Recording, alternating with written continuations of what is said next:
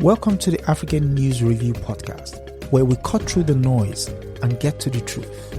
I am your host, Adesoji Iginla, and each week we are here to challenge the biases, prejudices, and misinformation in the Western press about Africa.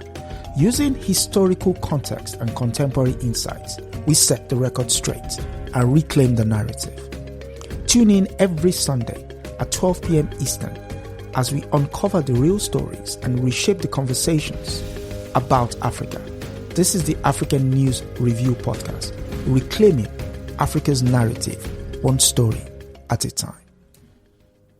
Yeah, greetings, and welcome again to African News Review, our weekly conversation in which we take a look at the coverage of Africa in the Western media and deconstruct the stories. I am your host, Adesoji Iginla, and with me, as usual, is publisher, Black Star News, journalist, author of How Manufacturing Hates, How the Media, and he's everything. He's also an explorer in his own private times. He's currently putting in the work at Howard University for his soon-to-be PhD, and he's none other than our esteemed guest, Comrade Milton Allimadi. Welcome. Yes, it's been a very eventful week in the Western press. And for our first story, we go to Financial Times, in which we learn that Belgium has been found guilty of crimes against humanity. And the story goes, Belgium found guilty of crimes against humanity in Congo. Ruling overturns previous judgment and sets a precedent for the victims of colonial rule. And it goes in. Belgium has been found guilty of crimes against humanity for the kidnapping of mixed-race children in the Congo, the first time the country has been held accountable for its actions as a colonial power. In a final ruling on Monday, the Brussels Court of Appeal found that the abduction of mixed-race children is an inhumane and persecutory act constituting a crime against humanity, ordered the Belgian state to pay compensation of 50,000 euros to each of the plaintiffs. The rulings overturns a previous judgment in favor of the Belgian government. And it goes further. This sets a precedent that the African population can be a victim of crimes against humanity in the same way as the Shoah, which is the Holocaust, or the extermination of Roma people, Hesh said. Hesh being the lawyer for the plaintiffs. 5 women burned to Congolese mothers and Belgian fathers in the former colony before it became independent in 1960 had sued the Belgian state. They had been taken away from their families in what is now the Democratic Republic of Congo and placed in religious institutions where they're subject to abuse. The court said the plaintiffs have been taken from their respective mothers without their consent before the age of 7 by the Belgian state in execution of a systematic plan to search and adopt children born to black mothers and a white father. Yes, sir. Obviously, it's not so much the story itself, but it's, as the lawyer also pointed out, the precedent that it now establishes. Yep. Which is much more correct. Important, which is in fact that colonialism and the actions that attended colonialism in order to sustain it, crimes against humanity. So this is very serious, this decision. And of course, it's about time and it's very welcome. 3,000 euros or whatever pound, that amount, it's insignificant, really, compared to the magnitude of the crime itself. That's one part. Okay. I think they should each get a minimum of 1 million with additional annual payments. And obviously, I can tell why that was not going to happen. Because there's an estimated other 20,000 of such. Correct. Correct. So it would bankrupt the Belgian state.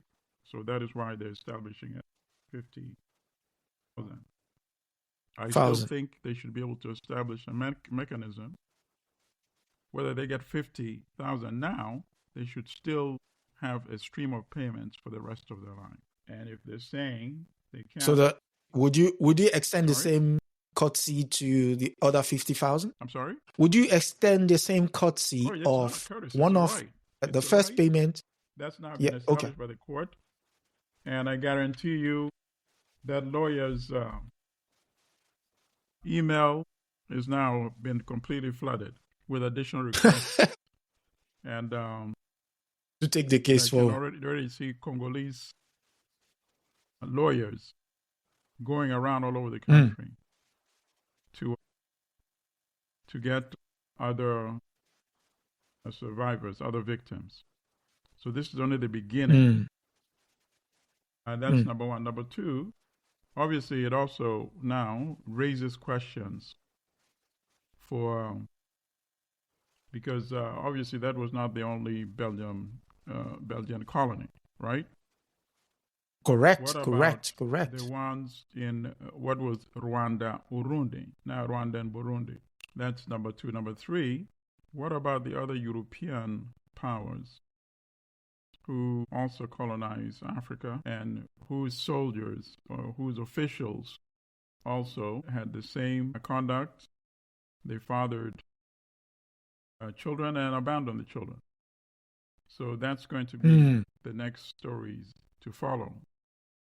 And then the third part, of course, is now that you've acknowledged that colonialism is a crime against humanity, what about the other victims of colonialism? The millions of Africans who are victims of colonial conquest, colonial destruction, colonial domination. It's very difficult for you to make the argument that we are only going to compensate the children whose fathers were European, because now you're creating another hierarchy of special victims. Because they were the offspring of European men, whether it's by forced African mothers, relations, rape, you're going to compensate them, but you're not going to compensate millions of other Africans who suffered as a result of colonialism, whose land stolen, displaced, land was seized from them. They were forced to sell their labor for wages. Servants on their own land. They would be physically punished or locked up. Their culture destroyed. Their spirituality destroyed. So now you have to take a true colonial accounting. You cannot do a partial accounting and say we are only going to compensate these particular victims. The rest who suffered different aspects, you can't say that it was only the crime of forced sex that we are going to recognize as a colonial crime. All other crimes should not be recognized. So I'm I'll be very interested to see how this process evolves in the many months and years ahead. This is only the beginning, is what I can say. So one more question on that account. It says they were placed in religious institutions. And I know the religious institution that played a key role in the Congo at that time was the Catholic Church.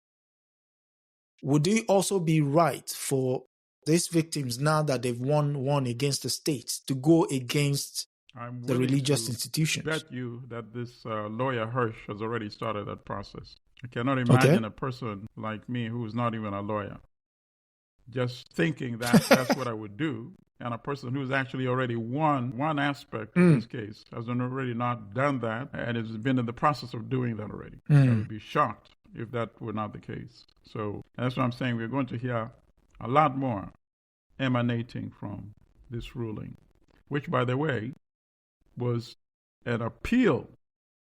The initial decision was against these victims. It went against the women. And then the appeal reversed that previous decision. The earlier decision. So, of course, imperialism, colonialism was fighting until the very end, until this decision came forward.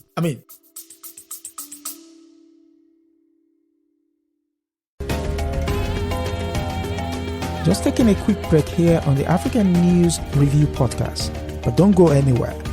If you're enjoying our deep dive into the real stories behind the headlines, make sure to subscribe so you never miss an episode. Every Sunday at 12 p.m. Eastern, we're here to debunk the myths and bring you the truth about Africa. Want to help spread the word? Share this podcast with your friends and leave us a review.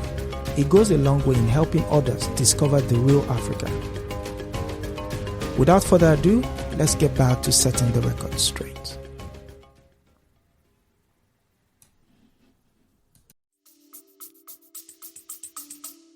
I would just add some historical pointers. The entire abduction of children started in 1948 and lasted up till 1960. The rule then was there should be no relations between Africans and the Belgians.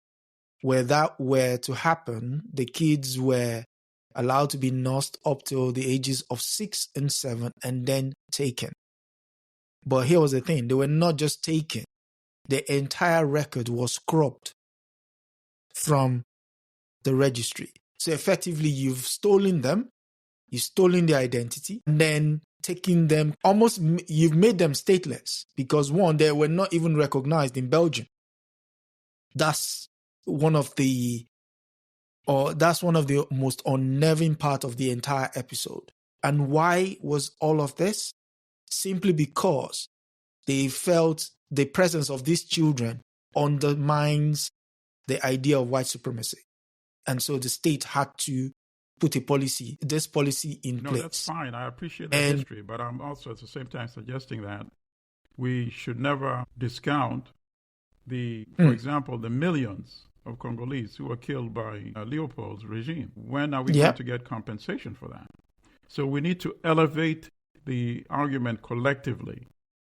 Otherwise, we're giving them a way to say, okay, we've now paid compensation, we are putting this matter to rest. We're saying, no, this is only the beginning. Let's start from the initial crime. When Leopold was in charge of that territory from 1885 to 1908, what about all those millions who were exterminated? So we need that accounting to be done as well, and they also deserve compensation. And now that you've opened the door by acknowledging that colonialism is a crime, you cannot say, I'm going to be selective in terms of how we compensate. If you're not able to pay for the millions of victims of Leopold with one check, we are willing to have that discussion of an annual payment for however long it takes. So I think Congolese should now take it in that direction. Okay. Speaking of children, let's go over to Kenya, because Kenya has a similar types problem on their hands, and it's to do with and this story comes from the AP. It reads, headlined, Left Behind in Kenya, Children of British Soldiers Struggle to Find Their Identity. And the story is filed in by Desmond Hero. Nayuki, Kenya AP. Margaret Wandler became pregnant after a weeks-long relationship with a British soldier training near her community in Kenya. They met while she worked at a bar in her early 20s. She knew little about him, and he left her with a biracial child.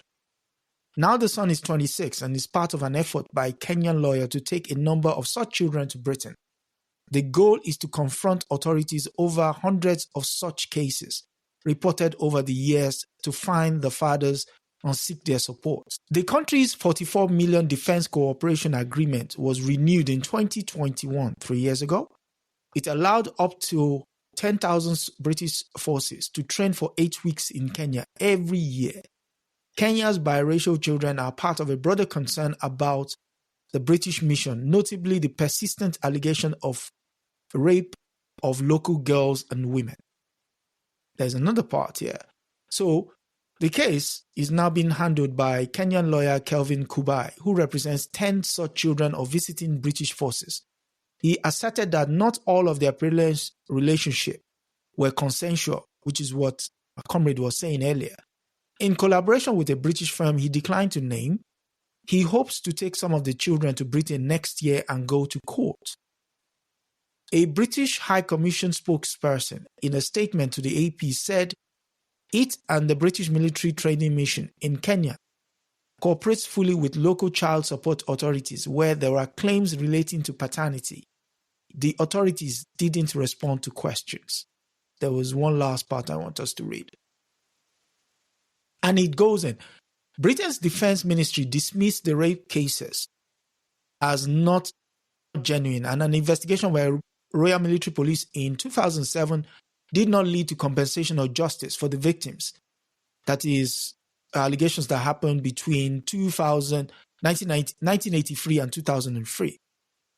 The KNCHR said in a report to Kenya's parliament protesting a past renewal of the country's defense agreement, authorities also interfere, that is the Kenyan authorities, by compromising the local authorities. The human rights defenders on the ground are threatened and intimidated by both the BAT UK and the Kenyan forces and Kenyan officials to ensure that justice is not reached, Matugi said. What is your take on this? Well, it's obviously a similar situation to the Congo. Discussed. And I'm almost positive that it's much more widespread. The issue not only of ending up impregnating these victims, but also the issues of rape that did not end up in any pregnancy. And obviously, this is an issue that the Kenyan government does not take seriously, because to the Kenyan government, it's much more important to get this, whatever amount it was, I think 44 million from this agreement. And obviously, I mean, that's the problem that we have in many. I cannot imagine something like this happening under a leader like the late Thomas Sankara, for example, of Burkina Faso. So at the end of the day, part of the bigger problem is, of course, our leaders as well. Because if these things very are much happening, you have the lawyer, and I think the firm is probably working with the British firm that it would not name. It's probably the same one that represented the elderly survivors who were tortured of the Kenya Land and Freedom Army. Because that firm was able to secure a settlement of compensation, some, millions of pounds or euros, I forget what it was, for those victims some years ago. So I'm almost positive that he's probably working with that same firm in the UK. And I don't see how they will not prevail, particularly if the crime is tried, documented in the UK. In Kenya, the British would always just put, maybe they don't even have to put pressure. The Kenyan government itself would not vigorously pursue these crimes. Because as I said, to them, $44 million is much more important than 44 million reasons why not to. Much more important than Kenyan women being violated by these Europeans. And that's, at the end of it, that's a sad statement of this indictment. They're allowing it to continue by not revoking this contract. So, one final question on that article. Aside from the fact that obviously it's taking a legal round, what do you think the citizens should do with regards to their governments in particular? Well, you can tell by the story that this is not an issue that gets ordinary Kenyans all excited. Now, first of all, they also face discrimination from fellow Kenyans. They're seen as outcasts, Remember many years ago when I lived in Tanzania, I think the word they used, a derogative term called chotara or something like that, or half caste. Half caste, And it goes back to the victims, blaming the victims. I may be a victim. I'm in a better condition than you are. So we need to educate our people a lot too. Just like people discriminate against albinos in many African countries. They're attacked, some are killed. Yeah, so national education on these issues, very important. But not with the type of governments we have in many African countries, No, it's a serious issue. We have governments that claim to be African, but they take their cues and their conduct from Europeans and behave like Europeans, So why are you fighting for independence now? As Fanon said, if you want to recreate Europe in Africa, then let the Europeans do it.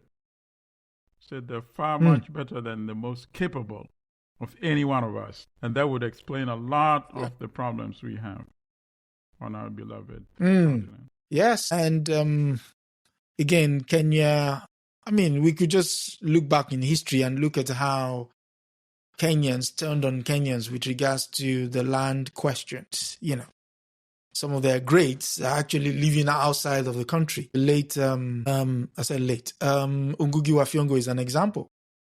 So, and he continues to write, still waxing lyrical. Hopefully, these children see justice or some form of justice. In some cases, all they want is recognition of their humanity. No, that's not enough. And not even money. To go beyond that, because it's very similar to what happened in South Africa. So you have European imperialism. You come there, you conduct ethnic cleansing. You steal people's land. You steal their property. You steal their livestock. And you impoverish them. So now they're forced to sell their wages for you. At, you set the wage rate yourself. Rock bottom prices. So now you've deprived them of their assets. And now you're exploiting them through the wage labor. And then, at one point, you have so-called independence. So the Europeans who are now administering the state are replaced by Africans. And that's it. End of problems. End of story. That's absolute nonsense, of course. And that's why we're having so many of these problems and why there's a common theme. Why when you examine Uganda, you can understand what's going on in Kenya. You examine Kenya, you can understand what's going on in South Africa. We never really went all the way to secure independence. We just changed the managers of the state so that in Kenya, if you look at the land ownership, why should it be wrong that European usurpers should be owning and controlling the land, but it's somehow okay for African usurpers to be owning and controlling the land? The elite who inherited the state in 1960. And that's why there was a major falling out between Kenyatta and Odinga, his vice president, who also, of course, the Americans never liked because they alleged, he was a socialist and couldn't be having that. It's going to be bringing, Soviet and Chinese influence in Kenya. We don't need that. So they were very strong in helping to push out Odinga from government. But that's one of the arguments he made in his book, Not Yet Uhuru, that, we can't just not address the land issue and think, okay, now we have Africans running the state and that's the end of it. And obviously people like that, they pay the price. He was sidelined, was locked up for some time, and he never contributed at a major level in Kenya's national development ever again after that. South Africa, we are seeing Steve Biko also on that. Right in front of our eyes. We are seeing what happened in the 1960s. Or the counter revolution that happened in South Africa. As you know, Steve Biko warned that this would happen. If we think that ending apartheid is just replacing white managers of the state with Africans, then what's going to happen is you're going to emerge a small, very wealthy African elite.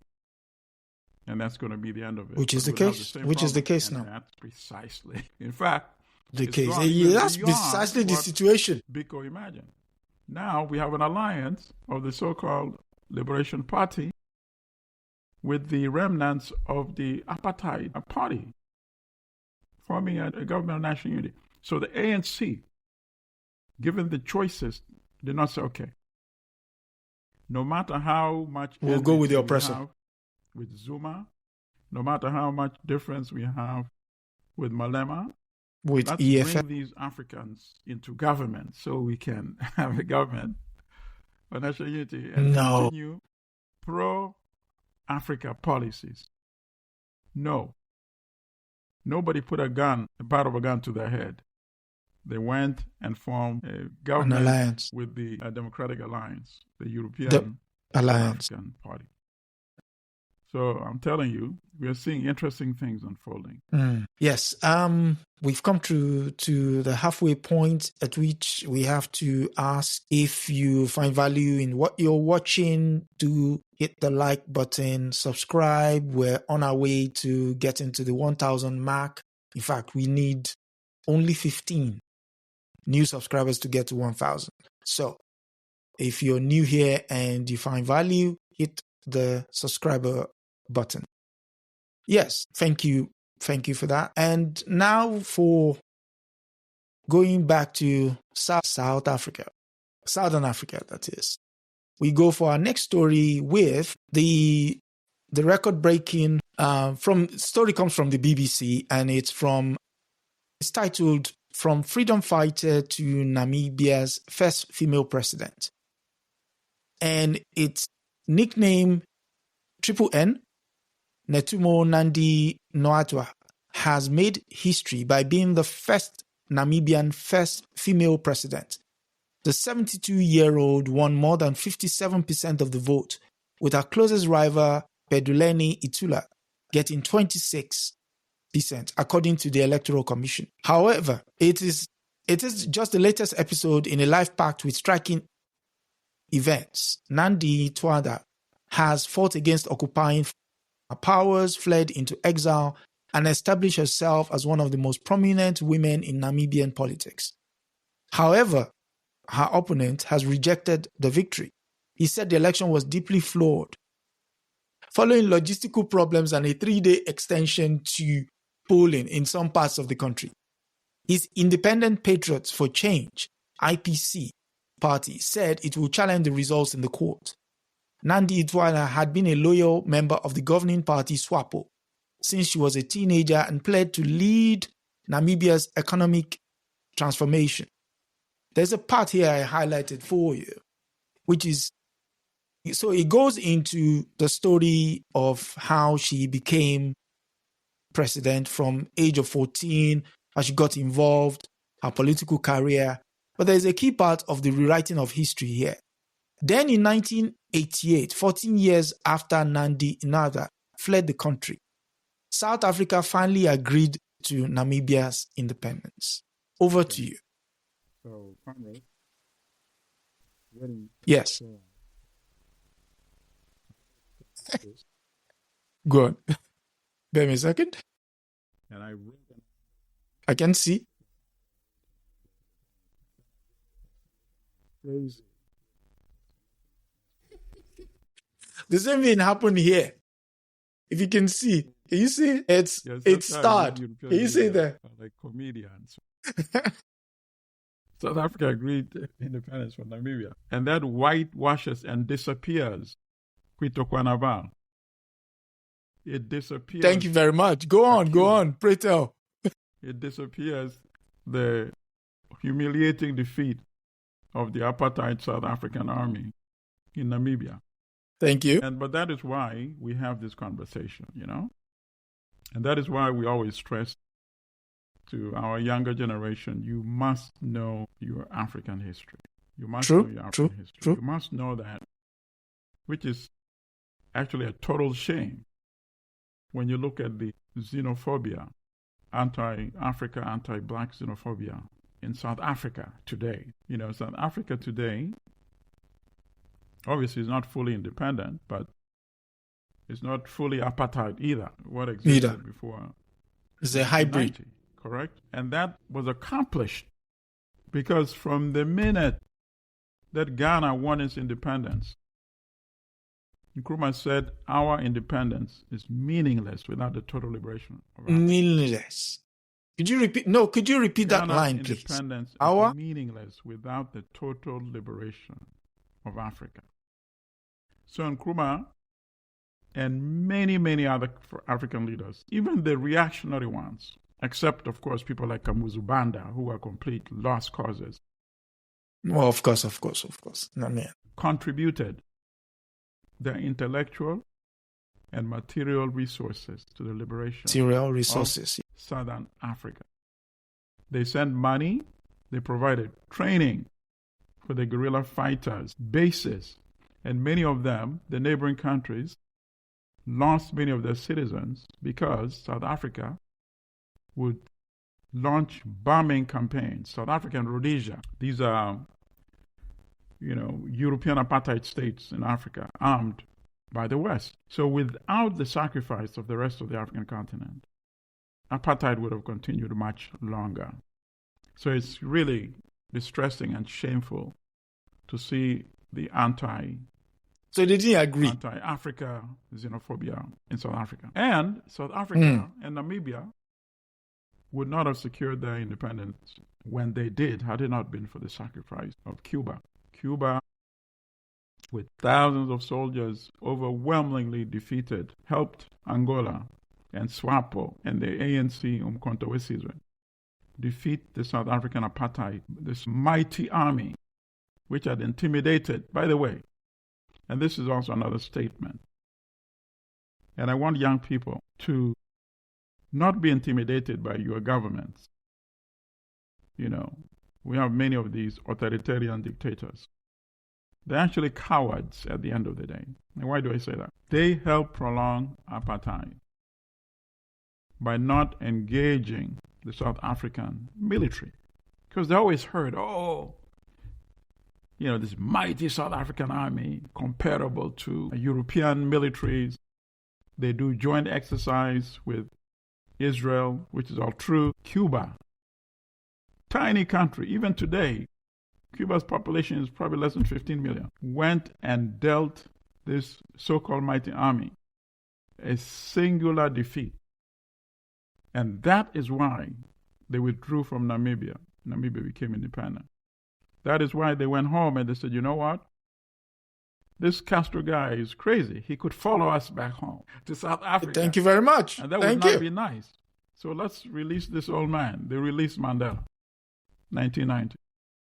3 years after the defeat at Kwitokwanova. And, of course, 1994, he became president. Obviously, he was a very senior citizen by that time. He has left the rest of the liberation struggle to the younger generation. And that is why we implore them to continue. In terms of the election of Netumbo Ndaitwa, of course, is welcome because that sends a good message to young girls and to women throughout Africa. Anything is possible. Yeah.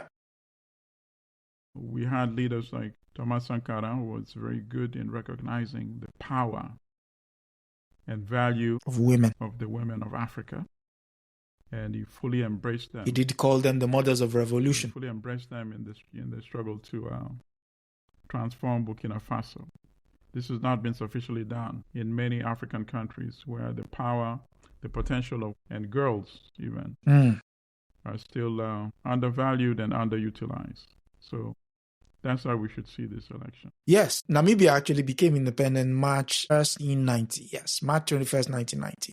I still remember. There's another part about the Namibian question that I think is often overlooked. Again, part of the whitewashing.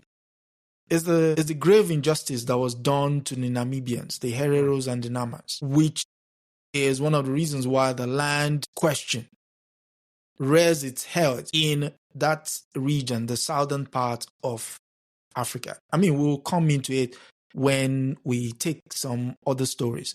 But I just want to quickly underscore that point. The next story comes from just north of Namibia, and it's Angola. And it's from Uncle Joe, who he's been in Angola recently. And this is one story that jumped out at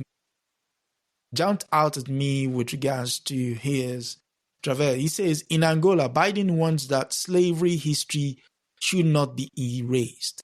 In becoming the first American leader to visit Angola, President Biden said it was important not to forget the ugly legacy that originally defined relations with Africa. And the story is filed in by Zolan Cannon-Youngs and Peter Berker.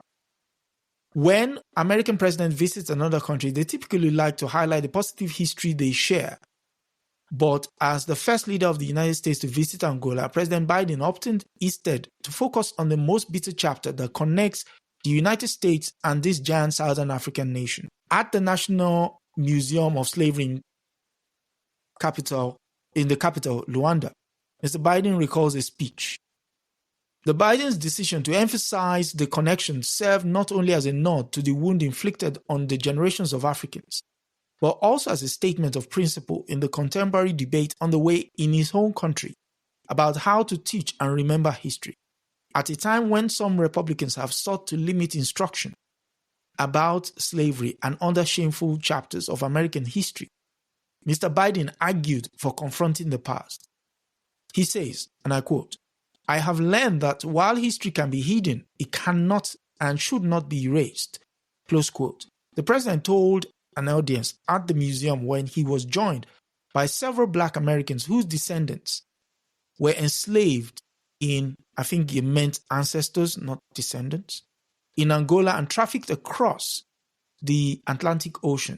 It should be faced. It is our duty to face our history, the good, the bad, and the ugly, the whole fruit. And that is what great nations do. Your initial assessment. There's a part there I want to also go into. Debate. So that word is totally misplaced. They're reactionaries, right? Who pander to base elements. Revisionists. They History. provoke or invoke racism. They're deniers, right? So it's not, when you say a debate, it makes it look as if it's a contentious issue. Was there enslavement? Of course there was enslavement. Was that also a crime against humanity? Of course the answer is yes. Would it be acceptable if the enslavers were Africans and the Europeans were the ones working on the plantation and being raped and being whipped, being killed, being forced to renounce their spirituality, their languages, their culture, being sold on the auction block? And then at the end you said, oh, by the way, you learned some skills as a result of that. So that whole issue can be destroyed very quickly in 1 minute, as I just attempted to do. No European would accept to reverse those roles. So that should be sufficient to answer and say there was no such thing. There's no such thing as a debate about this. But here is the other thing. Rodney said the system always finds answers, right? A way. So in terms of, in Africa, you kick the Europeans out of the political leadership. So what? The Europeans found answers. They co-opted and installed and sustained in power people with African bodies, but with European mind. You see? That Minds. The system finding answers. So now you find, here you also have the system finding answers. There's a lot of people are economically stressed out. So what do? The system, which are the beneficiaries, right, of exploitation, the wealthiest elite in this country, they promote intra-conflict between the victims.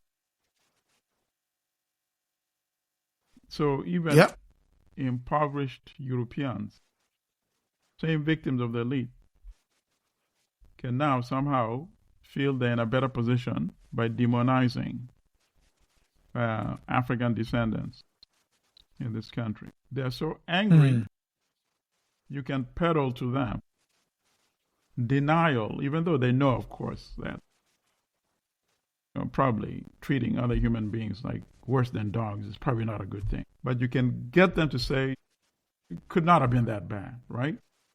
because of the situation in which they now find themselves, not knowing that the common enemy is actually the 1% that is sucking up all the wealth. You know, they used to call about trickle down, right? Now Trickle down suck economics. it all up, which is what's been happening. So now you could blame people coming across the borders, when in fact, the estimated number of undocumented immigrants in this country is 10, 11 million. Let's even double it. Let's say it's 20 million. It's a country with a population of more than 330 million. Are you telling me that the 20 million lowly paid, sometimes not even paid, because remember, undocumented, if the employer says, oh, I can't pay you this week, You're not going to argue. You're not going to go to the authorities, right? Are you telling me that these are the people that are causing the economic stress in this country? Of course not. But the system is very clever in demonizing and in divide and rule. And that is why the system has been sustained for quite a long time. So now, of course, it won't change just by itself. Leadership must emerge among the victims that explains that you, as an impoverished Latino, Latina, or European descendant, we are not your enemies. You're not our enemies. And I'm sure you follow this incident, right? The shooting a few days ago of the CEO of a healthcare company. In New York, Company. Do you know that if you go on social media, so many people are actually celebrating the assassin as a hero? It's our state of affairs. That tells you the kind of conditions that have been created in this country by all the wealth sucked upstairs, and then by people seeing that this is my strategy to also join the elite, demonize victims, while the elite are completely secured. But now, when you start having incidents like that, people are going to start thinking, because now people are coming out with their stories of how they've been victimized, denied health care, even though they had legitimate claim. And the CEO of that company is seen as the symbol of that excess. And he's not even the highest paying. I think he was paid 10 million. I think there's another one who's paid 10 million about a year. 25 million. You see? Obviously, nobody here is saying you have to start going and shooting elite CEOs. I'm just describing I hope not. What has just happened and how people are reacting to that. And I'm suggesting that there has to be lessons in that. You have to start asking, why are these things happening? How could somebody forget, like many people, but not even a single person, celebrating the shooting of a CEO in his back? That should be a very, very stark warning to the establishment and what is going on in this country. Very soon, I'm suggesting it's not going to be enough to keep thinking you can just blame the victim, saying, oh, let's tear up these African history books, Black history books, let's burn them, take them off the libraries. These are just distractions. And very soon you're going to run out of these distractions. And you must start dealing with the real issues that are bedeviling this country. There's a last paragraph there that is quite telling. It says, the United States is expanding our relationship all across Africa, from assistance to aid, investment to trade, moving from patrons to partners to help bridge the infrastructure gap, he said. The right question in 2024 is not what can the United States do for the people of Africa. It is what we can do together for the people of Africa. What's your take there? Because I'm looking at that statement through a historical lens, but I'll defer to you first. I can make it much easier without even going very far in history. The West will not industrialize Africa or assist in the industrialization of Africa. China will not do it either, but we can make them do it, and we're not doing that. Why would Biden or any U.S. president want Angola to become industrialized, or any African country, and deprive U.S. manufacturers the market for their products. Just ask yourself that. Any African listening to this, it's suicidal. This is a capitalist country. His job is to go and open markets for U.S. producers. You're right? The job of his Commerce Secretary, right? The job of his entire administration when it comes to foreign policy, right? So that is why they're investing in the rail so that they can continue to extract unprocessed, what they call raw materials. And they call it raw to make it sound as if it's not valuable. And we also accept and we use that term, you see? They should be referring it to as valuable minerals, not raw materials. Because without the valuable minerals, the industrialized countries will not be able to produce the valuable manufactured products, you see? So it starts from the mind. That's where it should start. But collectively, not individually, African country can say, okay, you need the lithium. You need cobalt. You need copper. Which one of you is willing to pay cash and pay with technology as well? Which one of you is going to give me X million dollars for this quantity and 5 factories? And one of them will start offering it. And the other might say, oh, no. Why 5? Make it 10. 10 factories, right? Women who are the backbone of African economies, because the informal sector is so large. Go to any African country. I don't know what you call it. In my tongue, we call it souk, which is a market. In my place, we call it oja. Yeah, markets. Yeah, I think in Kiswahili, I think it's souk as well. And they're there bargaining and negotiating and always getting the best deal that they can. Right? And they're good at it. Yeah. But we have these, in many cases, unfortunately, not even representative leaders, people who just seize power. So when you seize power, you don't have the incentive to even do the right thing. Why? Yeah, to do anything. See? So we will have to make the cost of being a president in an African country.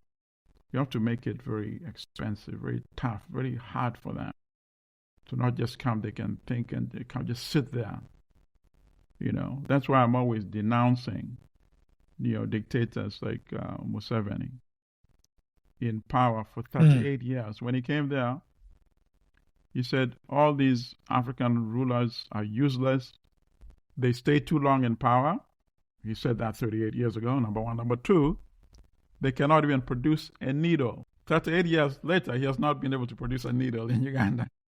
You know the worst part about what you just said now? He wrote a book. I forgot the title of the book. What is Africa? Thank you very much. What is Africa problem? The title of the book is What is Africa Problem? The first chapter is the opening paragraph. The problem with Africa is that leaders stay too long. Yeah. So when he was challenged later on, he said, no, I meant to say stay too long without being elected. Oh man, these characters are just, So I was going to give a historical context to Angola with regards to when he said partnership and not patrons, assistants and not aid and not assistance. You remember? Only one word, UNITA. Yep. You literally tried to destroy that country, Angola. Destroyed Mozambique completely. And destroyed Mozambique. So sometimes this statements made in a void sounds very comfy. You literally had this guy in the White House, give him weapons, some of which Africans have never seen, to go and destroy his own country. Yeah. That's all I want to say with regards to... As I said much earlier, imperialism has no incentive to change what benefits imperialism. True. It is up to you, the victims, to change that. It is up to us to change rulers who cannot deliver or are not prepared to live out, or are not constituted sufficiently to be able to deliver. Otherwise, we are as much to blame as well. Can't just be sitting there condemning imperialism when imperialism is doing the job of imperialism. You can condemn a thief, but There a thief is will continue stealing, because that is what the thief does. stealing, exactly. Until you get proactive. Absolutely. Anyway, before we leave, we're going to do a special next week on the late Robert Sobukwe, the African leader that the world has somewhat forgotten. That it's interesting, we spoke about South Africa earlier and about all the trajectory that happened around the Southern African region. This man was the brain behind most of those liberation struggles. And he was articulate about it to the point where when he wanted to make a point, he never quite raised his voice. So we're going to do a special on Sobukwe next week. But the reason why I bring him up is today, Friday being December 5, he would have been 100 years old. Robert Sobukwe, would you like to say something about him? Well, of course, he was very staunch Pan-African. He believed in a United States of Africa. In preparation for our discussion next week, I suggest people go and read his 1955 speech at the launching of the Pan-Africanist Congress. It's a remarkable, remarkable speech. I'm very saddened that apartheid was able to destroy him. I wish, it's always easier to look back in retrospect, right? I wish he had actually escaped the country and come back at the head of a liberation army, like Samora Machel, like Agostino Neto, like Amilcar Cabral, Robert Mugabe, Joshua Nkomo, Kenekawunda. Absolutely. He would have led very effectively a liberation army from exile. They destroyed him in prison.